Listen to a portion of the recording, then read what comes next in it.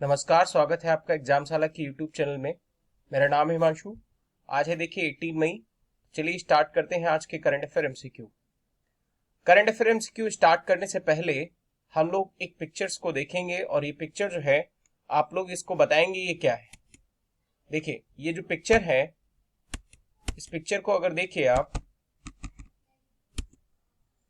ये पिक्चर, इसमें आपको एक जिफ दिखाया जाता है, यानी जिफ का फुल फॉर्म होता है ग्राफिकल इंटरफेस फॉर्मेट। इस जिफ में आपको एक चीज दिखाई जा रही है, यानी एक गर्ल हैंड वॉश करते हुए नजर आ रही है। ये जिफ क्या है, इसके बारे में हम लोग एक जानकारी से देखेंगे। आप सबसे पहले ये बताइए ये जिफ के फाउंडर कौन थे। ठीक है, इसके बारे में हम लोग एक डिटेल से चर्चा करेंगे, एक रोचक जानकारी लेके आएंगे आपके लिए, लेकिन वीडियो के एंड में। तो इसको जानने के लिए आप वीडियो को एंड तक देखिए। तो चलिए स्टार्ट करते हैं आज के current affair MCQ. Current affair MCQ start करने से पहले कुछ 5 क्वेश्चन है। इन 5 क्वेश्चन को आप अटेम्प्ट करिए और अटेम्प्ट करने के बाद इनको कमेंट सेक्शन में मेंशन करिए। देखिए यहाँ पर पहला क्वेश्चन है आपके लिए, Damdama lake is located in. आपको यहाँ पर बताना है कि दमदमा लेक जो है कहां पर लोकेटेड है। फिर उसके बाद है Lakhwar dam is located in, यानी लखवाड़ डैम आपको बताना है कहां पर लोकेटेड है। थर्ड है प्रधानमंत्री वय वंदना योजना। वय वंदना योजना, उसमें मिनिमम एंट्री एज कितनी है ये आपको बताना है। बढ़ते हैं हम लोग फोर्थ क्वेश्चन पर। फोर्थ क्वेश्चन है, आपको बताना है the theme of world cancer day in 2019। आपको बताना है 2019 में थीम क्या थी वर्ल्ड कैंसर डे की। फिफ्थ क्वेश्चन है the author of the book moving on moving forward a year in office. आपको बताना है इस बुक के राइटर कौन है। ठीक है, तो इन 5 क्वेश्चंस को आप वीडियो पॉज करिए और अटेम्प्ट करने की कोशिश करिए। बढ़ते हैं हम लोग फर्स्ट क्वेश्चन पर। फर्स्ट क्वेश्चन है हमारा, name the first fully automated high end machine procured by the government for performing RT-PCR test for COVID-19 and has been installed at the National Center for Disease Control in Delhi। आपको इस question में यह बताना है कि उस automated fully automated machine का क्या नाम है जो अभी हाल ही में COVID-19 के टेस्ट के लिए national centre of disease control Delhi में लगाई गई है। तो देखिए इसका सही जवाब क्या है, जानते हैं। इसका सही जवाब है कोबास 6800। ये इसका सही जवाब है, इसको आप याद रखिएगा। देखिए एक चीज आप लोग, मैं 15 क्वेश्चन लगभग अगर करा रहा हूं तो आप लोग पेपर और पेन लेके बैठिए। ठीक है, इसमें से आप नोट डाउन करते रहिए कि आपके क्वेश्चन कितने सही हो रहे हैं। आप इनको अटेम्प्ट करने की कोशिश करिए, उसमें देखिए आपको कौन से ऑप्शन के हिसाब से आपके कितने क्वेश्चन सही हो रहे हैं। अगर 15 क्वेश्चन में से आपको 10 क्वेश्चन सही हो रहे हैं तो आपकी अभी जो करंट अफेयर्स अवेयरनेस है वो अच्छी चल रही। अगर थोड़े से कम हो रहे हैं तो अभी आप थोड़ा और मेहनत करिए। बढ़ते हैं हम लोग अगले क्वेश्चन पर, लेकिन क्वेश्चन पर बढ़ने से पहले ये देखिए इस मशीन को आप देखिए। इस मशीन का नाम है कोबास 6800। ये मशीन कैसे काम करती है थोड़ा सा इसको जान लेते हैं। देखिए इस मशीन में क्या होता है कि जैसे मान लो अभी 20 लोग एक साथ हैं, 20 लोग हैं, तो 20 लोगों की हमें टेस्टिंग करनी है। तो 20 लोगों की टेस्टिंग करने में अगर हम 1 बाय 1 करेंगे तो हमें काफी टाइम लगेगा, रिजल्ट भी काफी देर में आएगा। इसलिए हम लोग क्या करेंगे, 20 लोगों के हम ब्लड सैंपल को लेंगे और इन ब्लड सैंपल को हम लोग क्या करेंगे, सीधे इस मशीन में रख देंगे। आप जब सीधे मशीन में रखेंगे तो ये फुल्ली ऑटोमेटेड मशीन है।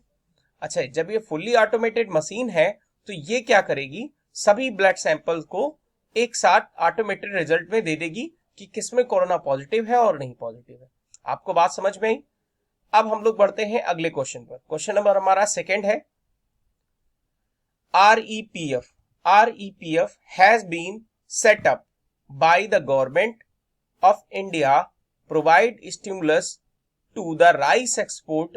REPF stand for। आपको यहां पर यह बताना है REPF का फुल फॉर्म क्या है। तो देखिए सबसे पहले हम लोग इसका आंसर जान लेते हैं, फिर इसकी बॉडी के बारे में जानेंगे। तो इसका सही आंसर क्या है, rice export promotion forum. Rice export promotion forum यानी ऑप्शन डी आपको यहां पर समझना है। तो अब इस REPF के बारे में हम लोग थोड़ा सा जानते हैं। देखिए एक बॉडी है, एग्रीकल्चर की एक बॉडी है, जिस एग्रीकल्चर की बॉडी को हम लोग कहते हैं यानी एफडा, इसका फुल फॉर्म है APEDA, ठीक है, एफडा। एफडा का फुल फॉर्म क्या है? तो देखिए एफडा का फुल फॉर्म है agriculture processed food. A for agriculture, processed food, food and agriculture and process food export promotion development authority, ठीक है, ये एफडा। एफडा का जो एस्टैब्लिशमेंट है वो कब हुआ था? याद रखना है आपको, 1987 में, ठीक है। कब? 1987 में, सॉरी यहाँ पे 87 नहीं 85, याद रखना है, क्या है 85, है ना। तो 85 में इसका एस्टैब्लिशमेंट हुआ था। तो जब एफडा का एस्टैब्लिशमेंट हुआ उसके बाद ये फोरम बनाया गया, REPF का एक फोरम बनाया गया, और जो ये फोरम बनाया गया, इस फोरम का काम है कि राइस के एक्सपोर्ट को प्रमोशन करना, यानी राइस के एक्सपोर्ट को बढ़ाना। तो अगर मान लो इंडिया में प्रेजेंट टाइम पर अगर हम बात करें कि इंडिया में कि कौन सा फूड ग्रेन सबसे ज्यादा एक्सपोर्ट होता है, तो इंडिया में अगर बात करें हम लोग फूड ग्रेन्स की, तो उस फूड ग्रेन में सबसे ज्यादा यानी एक्सपोर्ट किस चीज का होता है? तो राइस का होता है। ये चीज याद रखना है आपको। एक क्वेश्चन का आंसर दीजिए, और वो क्वेश्चन का आंसर ये है, आपका क्वेश्चन ये है कि इंडिया में कौन सा ऐसा स्टेट है जहां पर सबसे ज्यादा राइस का कल्टीवेशन होता है? इस क्वेश्चन को आप कमेंट सेक्शन में मेंशन करिएगा। सबसे ज्यादा राइस का कल्टीवेशन किस स्टेट में होता है, ये आपको बताना है, ठीक है। तो ये क्वेश्चन आपको समझ में आया होगा। बढ़ते हैं हम लोग क्वेश्चन नंबर 3 की तरफ, और क्वेश्चन नंबर हमारा 3 है, the government has announced how much fund to support micro food and enterprise under the Atmanirbhar Bharat economic package. आपको ये बताना है कि भारत इकोनॉमिक पैकेज के अंतर्गत, आत्मनिर्भर भारत इकोनॉमिक पैकेज के अंतर्गत जो माइक्रो फूड एंटरप्राइजेस हैं उनको कितना अमाउंट दिया गया है। तो देखिए माइक्रो फूड एंटरप्राइजेस के अंतर्गत, यानी जो थर्ड ट्रांच थी उसके अंतर्गत भारत सरकार ने उन्हें 10,000 करोड़ रुपए की राशि दी है, ठीक है, 10,000 करोड़ रुपए। यानी तो जो वेंडर्स होते हैं, वो वेंडर्स यानी सड़क पे जो दुकान लगाने वाले हैं, उनके लिए गवर्नमेंट ने 10,000 करोड़ रुपए की राशि रखी है, ये याद रखना है आपको। बढ़ते हैं हम लोग क्वेश्चन नंबर 4 की तरफ। क्वेश्चन नंबर हमारा 4 है, how many Rafales fighter jet are set to arrive in India by July end. आपको यहां पर यह बताना है कि जुलाई एंड में कितने फाइटर जेट इंडिया में आएंगे, वो भी कौन से वाले? राफेल, ये याद रखना है आपको। तो इसका सही जवाब आपको बताना है कि इसका सही जवाब क्या है। देखिए इसका सही जवाब है 4, ठीक है। देखिए फ्रांस से ये आ रहे हैं, और फ्रांस से एक कंपनी है फ्रांस की, डसॉल्ट एविएशन, याद रखना है आपको, डसॉल्ट एविएशन। और वो डसॉल्ट एविएशन यानी राफेल जेट बना रही, फाइटर जेट, और उसके असेंबल किए हुए 4 फाइटर जेट इंडिया में आ रहे हैं। इनको रखा जाएगा कहां पर? इनको रखा जाएगा अंबाला एयरपोर्ट पर, यानी अंबाला जो है पंजाब में है, और वहां पर इन्हें रखा जाएगा। इनके जो पायलट होंगे, उन पायलट को कहा जाएगा 17 गोल्डन अवार्ड, ठीक है, जो इसको यानी ऑपरेट करेंगे। बढ़ते हैं अगले क्वेश्चन पर। क्वेश्चन नंबर हमारा 5 है। अभी तक आप चेक करिए कितने क्वेश्चन सही हुए। 5th क्वेश्चन है हमारा, Sebastian Vettel has decided to leave which historic F1, यानी F1 का मतलब formula 1 team, at the end of this years delayed seasons. आपको यहां पर ये बताना है कि इस सीजन के एंड में सेबेस्टियन वेटल, जो एक जर्मनी के कार रेसर हैं, कार ड्राइवर हैं, वो क्या करेंगे? फार्मूला 1 रेस की एक टीम को छोड़ देंगे। तो उस टीम का नाम आपको बताना है। तो देखिए इस टीम का नाम है यानी फरारी। तो अभी तक ये फरारी के साथ जुड़े हुए थे, जर्मनी के रहने वाले हैं, फार्मूला रेस में फरारी के साथ जुड़े थे, और अब क्या करेंगे? फरारी को क्विट कर देंगे, ठीक है। इटालियन की एक कार कंपनी के साथ, कार ड्राइविंग कंपनी के साथ हो सकता है ये जुड़ जाए। तो आगे हम लोग बढ़ते हैं। क्वेश्चन नंबर यानी 6 है, व्हेन वाज स्टार्टेड किसान क्रेडिट कार्ड स्कीम। बहुत ही आसान है, आप बता सकते हैं इसका आंसर क्या है। किसान क्रेडिट कार्ड स्कीम, इसका एस्टैब्लिशमेंट कब हुआ था, ये आपको बताना है। देखिए इसका सही जवाब है 1998 में। 1998 में किसान क्रेडिट कार्ड स्कीम स्टार्ट हुई थी, याद रखना है आपको। देखिए, किसान क्रेडिट कार्ड जो स्कीम है वो स्कीम कौन सी कमेटी पर स्टार्ट हुई थी ये आपको याद रखना है। तो इसके लिए एक कमेटी बनी थी, आरवी गुप्ता कमेटी। कौन सी कमेटी याद रखना है? जी हाँ, आरवी गुप्ता कमेटी इसके लिए बनाई गई थी 1998 में। ठीक है, किसान क्रेडिट कार्ड को यानी कितने साल के लिए बनाया जाता है याद रखना है। यहाँ पर थोड़े से आपको फैक्ट बता देता हूँ। देखिए, 3 साल के लिए इनका पीरियड होता है, 3 साल के लिए। और इसमें जो ब्याज ली जाती है आपको याद रखना है, इंटरेस्ट कितना होता है? 4% होता है। ठीक है, इंटरेस्ट कितना होता है? 4%। अगले साल अगर इसको पेमेंट करेंगे तो नेक्स्ट ईयर का जो पेमेंट होता है वो हो जाएगा कितना? 7%। ये याद रखना है आपको। ठीक है, तो इस क्वेश्चन में इतना है। अगले बढ़ते हैं अगले क्वेश्चन पर, यानी क्वेश्चन नंबर 7 में क्या है, देखते हैं क्वेश्चन नंबर 7 क्या है। तो क्वेश्चन नंबर हमारा 7 है, INSPIRE under the department of science and technology यानी DST, government of India has developed porous carbon materials, this discovery is related to. यहां पर आपको ये बताना है कि अभी हाल ही में इंस्पायर जो अंडर द डीएसटी के अंतर्गत काम करता है, इसने भी हाल ही में एक कार्बन मटेरियल जो डेवलप किया है वो किससे रिलेटेड है ये आपको बताना है। तो देखिए, इसका सही जवाब है क्या? ये इसका सही जवाब है लेड एसिड बैटरीज, यानी ऑप्शन सी। क्या है इसके बारे में हम लोग जान लेते हैं, फिर हम लोग इंस्पायर के बारे में बात करेंगे कि इंस्पायर क्या है। देखिए, सबसे पहले हम लेड एसिड के बारे में बात करते हैं। लेड एसिड बैटरीज मतलब जो लेड एसिड बैटरीज है, मान लो ये एक बैटरीज है, तो इन बैटरीज के ऊपर एक कवर होगा। ठीक है, मैं यहाँ पे कलर चेंज कर लेता हूं, आपको थोड़ा सा समझ में आएगा। तो यहाँ पर मान लो ये कवर है, ये इसके ऊपर एक कवर रख दिया है। ठीक है, अब ये जो कवर होगा ये किसका बना होगा? ये बना होगा कार्बन फॉर्म का। किसका बना होगा? जी हाँ, कार्बन फॉर्म का। कार्बन फॉर्म का, ये याद रखना है आपको, कार्बन फॉर्म का यहाँ पे ये बना होगा। अब ये कार्बन फॉर्म जो है क्या करेगा? बैटरीज को पहले से ज्यादा प्रोटेक्ट करेगा। इससे क्या होगा कि बैटरी जो है ज्यादा हीट जो है वो एब्जॉर्ब कर पाएगी, मतलब इसमें हीटिंग की जो समस्या आती थी वो धीरे धीरे क्या हो जाएगी? खत्म हो जाएगी। उसके साथ साथ में कॉस्ट इफेक्टिव हो जाएगी, यानी इसके कॉस्ट बनाने में बहुत ज्यादा क्या हो जाएगी? कम हो जाएगी। ये आपको याद रखना है। ठीक है, तो अब हम बात कर लेते हैं यहां पर इंस्पायर की, यानी इंस्पायर क्या है। देखिए, इंस्पायर का फुल फॉर्म होता है इनोवेशन। यहां पर आपको इंस्पायर याद रखना है, innovation in science pursuit for inspired research. तो इंस्पायर एक स्कॉलरशिप प्रोग्राम है, यानी जो प्रोग्राम है ये एक स्कॉलरशिप प्रोग्राम है। ठीक है, याद रखना है आपको, स्कॉलरशिप प्रोग्राम है। और इस स्कॉलरशिप प्रोग्राम का मतलब यानी ऑब्जेक्टिव ये है कि 2020 तक हमें इंडिया में ऐसे यूथ को इकट्ठा करना है जिनके अंदर बहुत ज्यादा क्रिएटिविटी हो, और उस क्रिएटिविटी से हम लोग जो है क्या करें, यानी यूथ को बहुत ज्यादा जो क्रिएटिविटी यूथ है उससे ह्यूमन को बहुत ज्यादा फायदा हो। मान लो कोई ह्यूमन है, ह्यूमैनिटी को बहुत ज्यादा फायदा हो, हम ऐसे रिसर्च और इनोवेशन करें इंस्पायर के अंतर्गत, तो यूथ को आगे बढ़ाना है, इसमें आपको याद रखना है।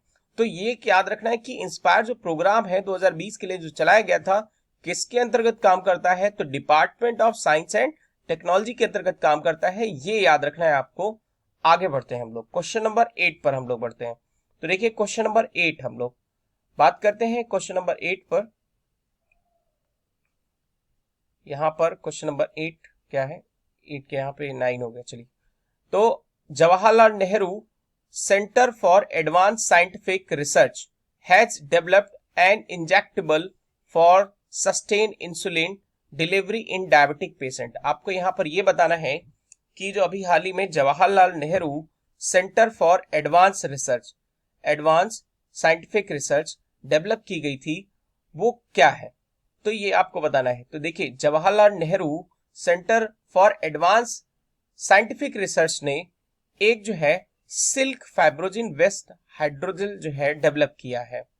ये काम आएगा किसके लिए? डायबिटिक पेशेंट के लिए, यानी जो डायबिटिक पेशेंट होंगे उनमें इंसुलिन के जो इंजेक्शन लगते हैं, उस इंसुलिन के इंजेक्शन को इंजेक्ट करने के लिए एक नई टेक्निक है जिसका नाम है सिल्क फाइब्रोजिन बेस्ड हाइड्रोजेल।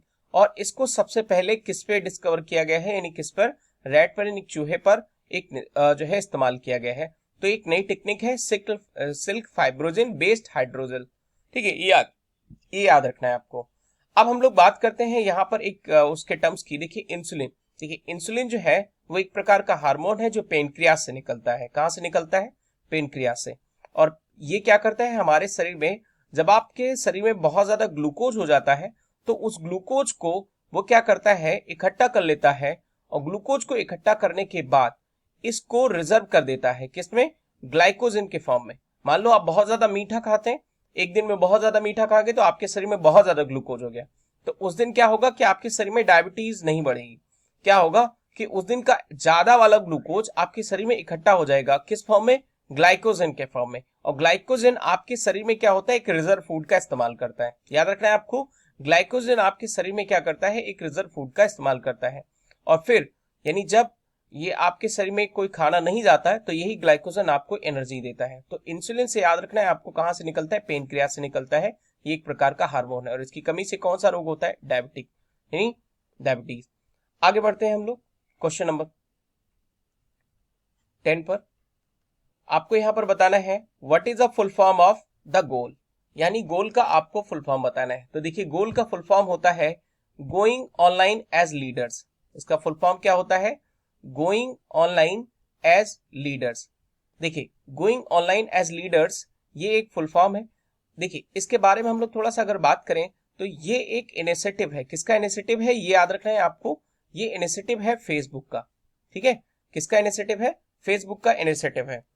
ये जो इनिशिएटिव लॉन्च किया गया था इसका मेन एम था कि हम लोग ट्राइबल्स, यानी जो ट्राइबल कम्युनिटी है, इस ट्राइबल कम्युनिटी को हम लोग क्या करेंगे, यानी एजुकेट करेंगे डिजिटल के द्वारा।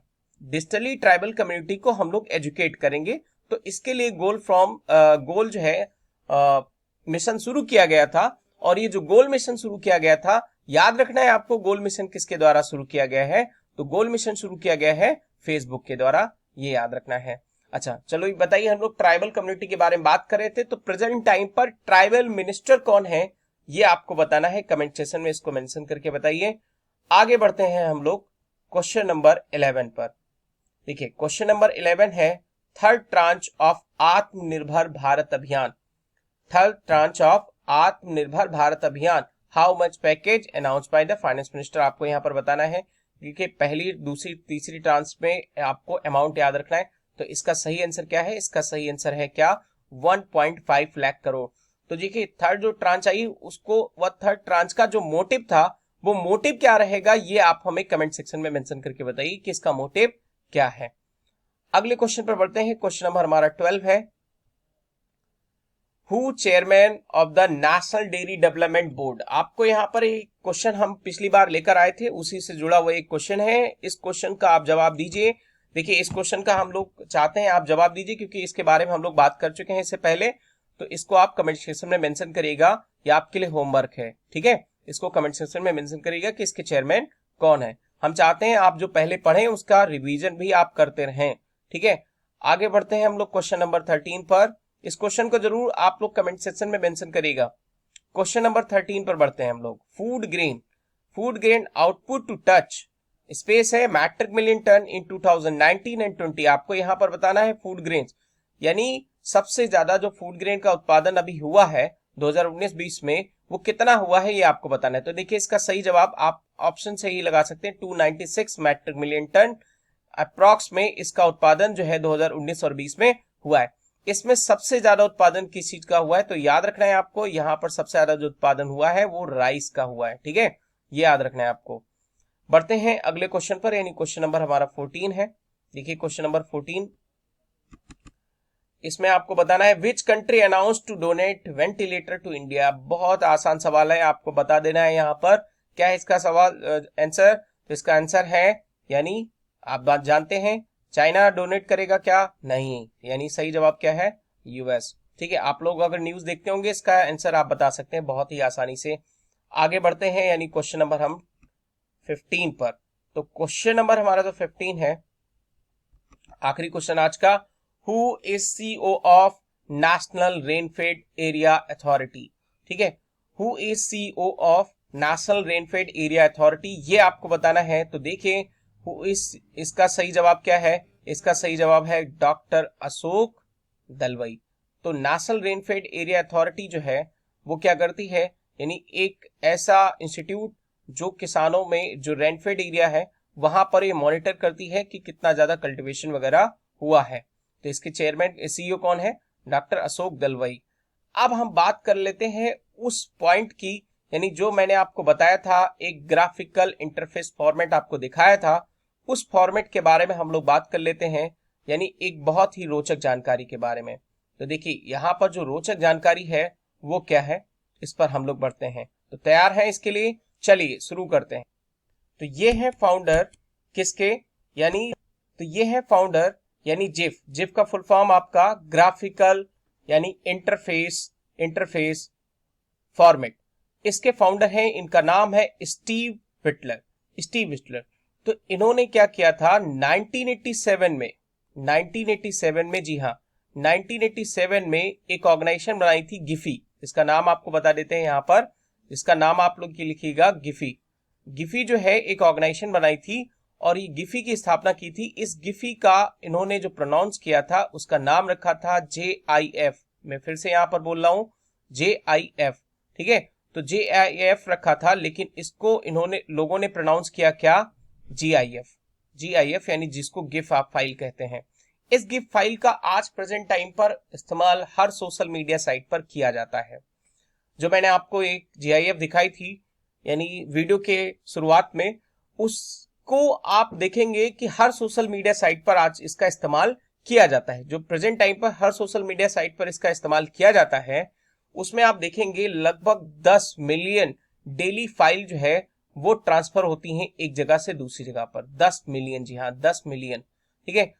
तो अब यहां पर प्रेजेंट टाइम पर इसका कंटेक्स्ट क्या है, ये कंटेक्स्ट आपको जानना है। तो देखिए कंटेक्स्ट ये है कि जो गिफी ऑर्गेनाइजेशन है, इस गिफी ऑर्गेनाइजेशन को टेक ओवर किया है। किसने टेक ओवर किया है? तो जी हाँ फेसबुक ने टेक ओवर किया है, और फेसबुक ने इसके लिए $400 मिलियन दिए हैं। किसको? इस गिफी ऑर्गेनाइजेशन को। याद रखना है, इनका नाम जरूर याद रखिएगा, स्टीव विटलर, ठीक है।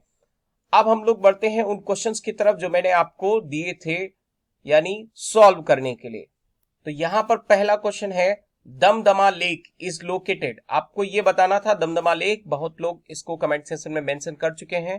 देखिए Damdama lake is located in, आपको यहां पर बताना है इसका सही आंसर क्या है। तो इसका सही आंसर है क्या? हरियाणा।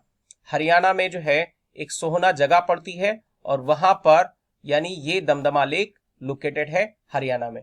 हरियाणा में और कौन सी लेक लोकेटेड है ये आपको याद रखना है। तो प्रेजेंट टाइम पर जो हरियाणा में लेक लोकेटेड है उनके नाम आप याद रखिएगा, BBB, यानी आपको 4 बार बी लिखना है। ऐसे एक ट्रिक से याद कर लीजिए, 4 बार आप बी लिख लीजिए, बी की पावर 4 रख लीजिए, ऐसा 4 बार बी लिख लीजिए। और उसकी मैं आपको यहाँ पर ट्रिक बताने वाला हूं। सबसे पहला है बदखाल लेक, उसके बाद दूसरा जो बी है ब्लू बर्ड लेक, फिर तीसरा है आपका ब्यूटी लेक, और उसके बाद है ब्रह्मा सरोवर। तो 4 बी से आपको याद रखें, 4 बी हो गए। उसके बाद है सूरज कुंड, एक क्वेश्चन आपको दिया था याद होगा, सूरज कुंड लेक। तो सूरज कुंड लेक भी हरियाणा में पड़ती है। उसके बाद करना लेक और तिलियार लेक, तो ये आपको याद रखना है, यहाँ पे हरियाणा में लोकेटेड है। आगे बढ़ते हैं हम लोग, Lakhwar dam is located in. तो देखिए लखवाड़ डैम जो है लोकेटेड है कहां पर? देहरादून में। याद रखें आपको, कहां पर? देहरादून में। और ये कौन सी नदी पर है ये आपको बताना है। तो देहरादून में ये है यमुना नदी पर, ठीक। अब हम बात करते हैं आगे, यानी प्रधानमंत्री वय वंदन योजना की। तो देखिए वय वंदन योजना में जो मिनिमम एंट्री एज है वो है कितनी? 60 ईयर्स, यानी 60 साल। तो 60 साल आपको यहां पर याद रखना है, 60 ईयर्स जो है इसका मिनिमम एज है। क्या है आपको इसके बारे में बता देते हैं। देखिए प्रेजेंट टाइम पर अगर आप 60 ईयर के बाद अपनी फाइनेंशियल सिक्योरिटी चाहते हैं तो उसके लिए 60 ईयर्स तक आप इस योजना में पार्टिसिपेट कर सकते हैं। योजना में पार्टिसिपेट करने के लिए होगा क्या? आपको एक मुश्त राशि जमा करनी होगी, यानी कुछ अमाउंट जमा करना होगा। सपोज दैट आपको मान लीजिए 7.5 लाख रुपए आपने जमा कर दिए, ठीक है, 7.5 लाख आपने जमा कर दिए। तो आपने जो है 7.5 लाख रुपए जमा किए। अब किसी भी स्थिति आए, कोई ऐसी भी स्थिति आए, मतलब कोई भी स्थिति आए, जैसे इन्फ्लेशन आ गया या फिर रिसेशन आ गया, कुछ भी आए, तो भी गवर्नमेंट आपको पर ईयर का 8 से 10% का रिटर्न देगी। देखिए जैसे प्रेजेंट टाइम पर रिसेशन का माहौल चल रहा है, तो इस टाइम पर भी यानी गवर्नमेंट आपको 8 से 10% की फाइनेंशियल सिक्योरिटी देगी। तो याद रखिएगा प्रधानमंत्री वय वंदन योजना के बारे में। आगे बढ़ते हैं हम लोग क्वेश्चन नंबर 4 पर। तो क्वेश्चन नंबर 4 जो था हमारे यहाँ पर, the theme of world cancer day, यहाँ पर ये आपको बताना है। देखिए वर्ल्ड कैंसर डे कब मनाया जाता है ये आपको बताना है। तो देखिए इसका सही जवाब है वर्ल्ड कैंसर डे मनाया जाता है 4 फरवरी को। याद रखना है आपको, कब? 4 फरवरी को। और इसका थीम क्या था? थीम मैं बोल रहा हूं, आप लिख लीजिएगा। इसका थीम था I am and I will. I am and I will. आगे बढ़ते हैं हम लोग 5th क्वेश्चन पर, और 5th क्वेश्चन है the author of the book moving on moving forward a year in office. आपको ये बताना है कि यहाँ पर इस बुक के जो है राइटर कौन है। तो इस बुक के राइटर हैं यानी आपके वाइस प्रेसिडेंट, जिनका नाम है वेंकैया नायडू। तो ये याद रखना है वेंकैया नायडू। वेंकैया नायडू ने अपने पॉलिटिकल करियर के बारे में लिखा है, पॉलिटिकल करियर के बारे में कि उनका पॉलिटिकल करियर कैसा था। तो इसके बारे में moving on moving forward in office के बारे में उन्होंने इस पुस्तक में लिखा है। तो आज की वीडियो में इतना ही। अगर आपको ये वीडियो अच्छा लगा हो तो शेयर जरूर करिए, सब्सक्राइब करिए, लाइक करिए।